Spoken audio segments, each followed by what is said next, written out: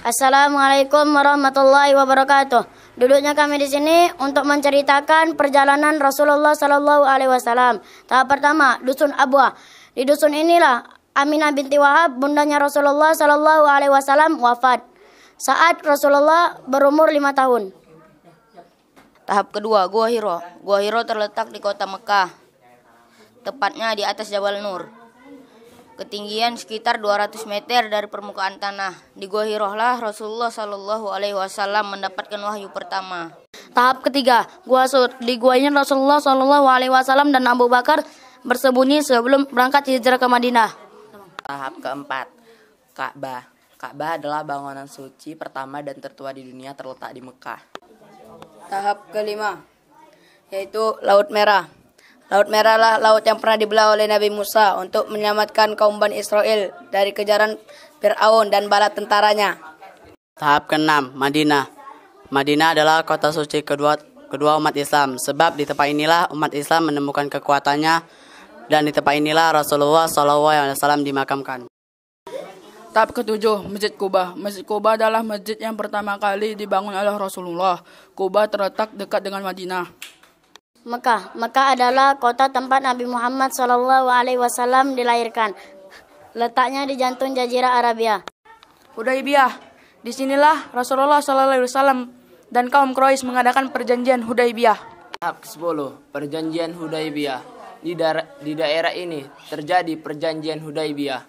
Kaum muslimin dan kaum Quraisy melakukan genjatan senjata.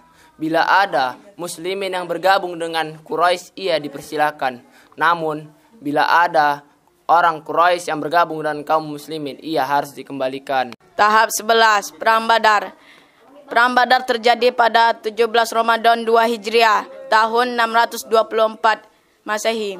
Di sini Rasulullah Shallallahu Alaihi Wasallam hanya membawa tentara muslim berjumlah 315 orang, sedangkan kaum musyrik yang dipimpin oleh Umayyah bin Khalaf membawa tentaranya berjumlah 950 orang. Dalam peperangan ini Rasulullah Shallallahu Alaihi Wasallam dan bala tentaranya meraih kemenangan. Tahap ke-12, Perang Hunain. Di sini terjadi Perang Hunain. Saat itu pasukan muslim diserang mendadak oleh Bani Hawazin. Beruntung pasukan muslim memenangkannya. Tahap ke-13, Perang Khaybar. Khaybar adalah kota benteng Yahudi yang sangat kuat. Mereka sering menghasut kaum orang untuk meruntuhkan kaum muslimin. Tahap 14, Perang Kondak.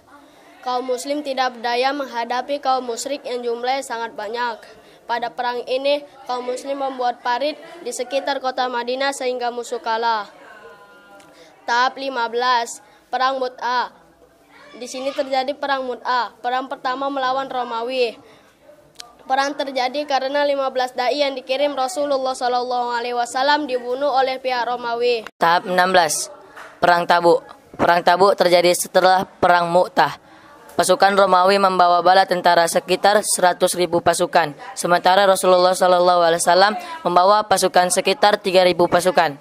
Semangat pasukan Rasulullah sangat besar sehingga pasukan Romawi ditarik mundur. Pada Perang Uhud, pasukan muslim terpukul mundur. Pasukan muslim sekitar 700 orang kurang lebih. Pasukan Quraisy sekitar 3.000 orang kurang lebih bersenjata lengkap.